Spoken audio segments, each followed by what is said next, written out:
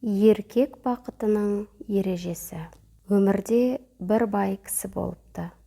Ол бұл дүниеде қол жеткен нығметтерінің баршасына риза болса да, қалап алған жарына көңілі толмапты. Әйелінің мінезі, жүріс-тұрысы, қонақ күтімі, сөзі мен күлкісі де оның қолайына жақпапты. Бір күні ол Данагөй қарттың алдына келіп жүгініпті.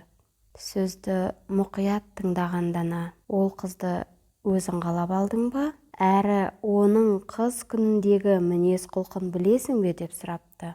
Сонда әлгі кісі: "Иә, өзім сүйіп қосылдым. Қыз күнінде өте сыпайы, салиқалы жан еді. Кейін өзгеріп кетті. Қыз күнінде қыздың бәрі жақсы, жаман әйел қайдан шығады дегендейін. Соның сырын өзім де білмей басым қатты" депті. Сонда әлгі Дана қарт: "Балам, жаратқан адамға ұрпақ сыйлайды. Кімге қаласа ұл, кімге қаласа қыз, кімге қаласа екеуін де береді. Ал жаман әйел немесе жаман еркекті адамдардың өздері жасап алады. Әйеліңнің сүйкімсіз жанға айналуына сенің өзің кінәлісің. Есіңде болсын, әр әйел өзінше бір әлем. Ол әлемді өзіңнің әлеміңде етемін деп күшке салсаң, оның қалыптасқан жүйесін бүлдіресің.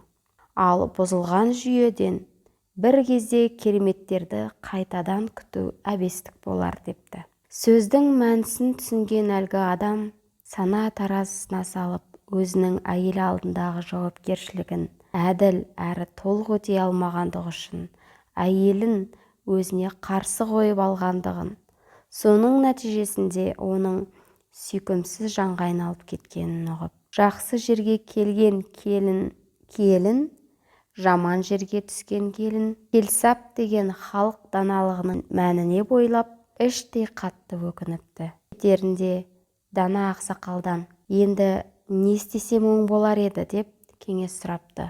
Сонда данышпан: "Балам, еркек кіндіктінің қашанда есінде жүретін бір ережесі бар. Соны ұмытпасаң, алдағы күндеріңде әйелің көзіңе сүйкімді бола бастайды. Қыз деген нәзік үмітпен, аяулы сезіммен ғұмыр кешетін нәзік жаратылыс. Олардың жасы қаншаға келсе де, жүректерінде сол бір үлбіреген нәзік сезім мен ер адамға деген қалтқысыз сенімнен құралған бала күнгі бейнесі орнығып қалады. Жүректерінде сол кішкентай қыз, ол ақ самайлы әже болса да, сол балғын пәк күйінде қала береді. Талғамсыз еркектер әйел жүрегіндегі сол кішкентай қыздың бейнесін көре алмай шайман болып өтеді.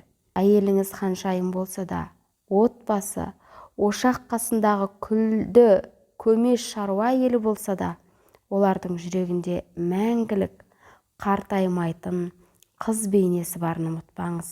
Талғампаз болсаңыз, сол бейнені көре аласыз. Көре білсеңіз, әйеліңізді мәңгі сүйіп өтесіз. Әйелді аяласаңыз, өміріңіздің қалай нұрға бөленгенін байқамай қалатын нағыз бақытты еркекке айналасыз. Еркек бақытының ережесі осы" депті сабырлы үнмен.